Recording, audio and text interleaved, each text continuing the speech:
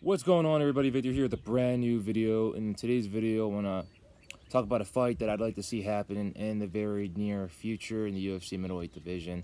Bo Nickal competed over the weekend, UFC 300. He competed in the opening bout of the main card against Cody Brundage. Now, it was a pretty lackluster performance. He was able to dominate with his wrestling, and he was able to finish the fight in the second round. A lot of us believe that he had the ability to be able to finish his fight pretty early, get the 300K bonus, but it wasn't the case. Even he was critical of his own performance during the post-fight interview. Now, when Joe Rogan asked him, which is a pretty common question that Joe Rogan always asks during the end of his video, at the end of his interviews, which fighter would you like to fight next? He had two fighters in his mind, and I like these two fights. I like these two call-outs, so these two opponents in this division.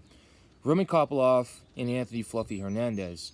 Now, I'm a little bit skeptical of the Anthony Fluffy Hernandez fight because Anthony Hernandez is a dog. He's currently ranked in the top 15 at rank number 12. He's beaten guys such as Roman Kopylov, Edmund Shabazian, Marc-Andre Barrios, and Rodolfo Vieira, one of the best BJJ practitioners in the world right now. If you go into a fight against a guy such as Anthony Fluffy Hernandez, who is a dog, who's willing to take a punch, to give one back, who's willing to go in there in the line of fire and able to exchange with you in order to get that upper hand, to be able to try to get that knockdown, to be able to try to get that counter shot, who's able to go to the ground with you and grapple and try to see who gets the better of who. He's got knockout power. He's got grit. He's able to submit his opponents. He's able to, like I said, take shots in order to give it back, take damage in order to give it back, even if it's in ugly situations. He had that Edmund Shabazian fight. It was looking ugly for him for a minute. He was able to come back, make the fight ugly, eventually get that finish. Rodolfo Vieira, things were looking really bad for him. He was in multiple situations where he could have been submitted, but he was able to get back in there, really hurt Rodolfo Vieira, get him bloodied up, get him to the ground, and eventually submit a BJJ master, one of the best BJJ practitioners on planet Earth right now. Now, if you bring in a two-time NCAA wrestling champion such as Bo Nickal and put him up against a guy such as Anthony Fluffy Hernandez, you can't say that Bo Nickal's going to run away with that victory. It's extremely unlikely. It's a 50-50 matchup for both of these guys.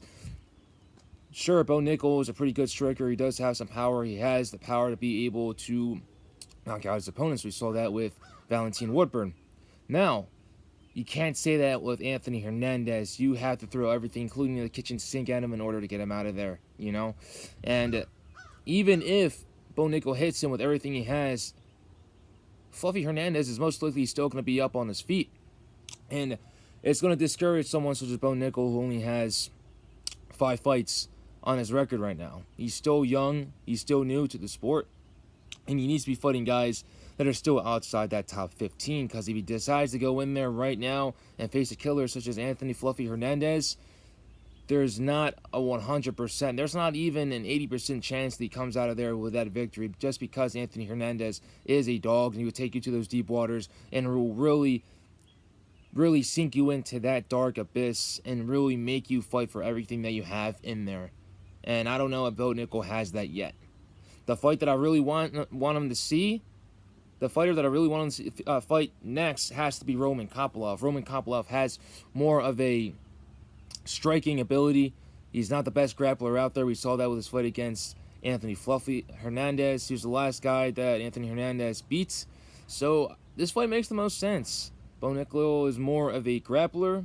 Kopylov is more of a striker. Bo Nickal likes to get his fights to the ground. Roman Kopylov likes to keep it on the feet. So if Bo Nickal can take it to the ground, pour his pressure on him, he'll be able to get that finish. Is it going to be in the first round? No, I believe that fight goes into the second round just like it did with Cody Brundage.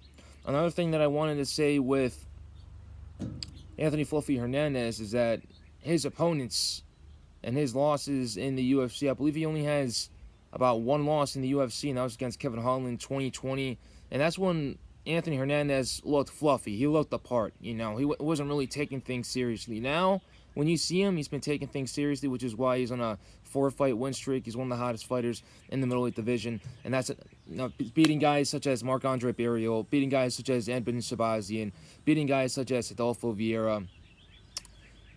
It's win streaks like that that really catapult you into the rankings, and there's a big fight coming on the horizon for Anthony Fluffy Hernandez. Bo Nickal, like I said, I'd like to see him fight Roman Kopylov. Roman Kopylov is dangerous on the feet, so is Bo Nickal.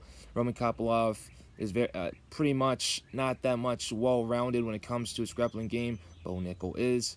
That's a fight that I'd like to see him, and I believe that's a fight that anyone can be able to come out there with a victory, but experts and gambling experts or gambling and analysts would definitely say Bo Nickal comes out with that win. But those are two fights that I really love to see Bo Nickal engage in.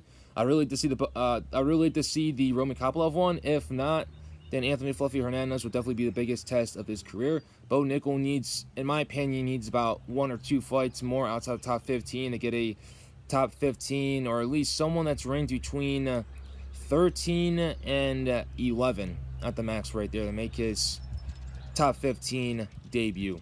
I appreciate you guys for watching this video. Hope you guys like that little fight predictor. It's 2 fights that I'd like to see Bo Nickal go into next. One that's very, very dangerous, and another one where he's very able to win. Appreciate you guys. Take it easy, stay safe, stay blessed.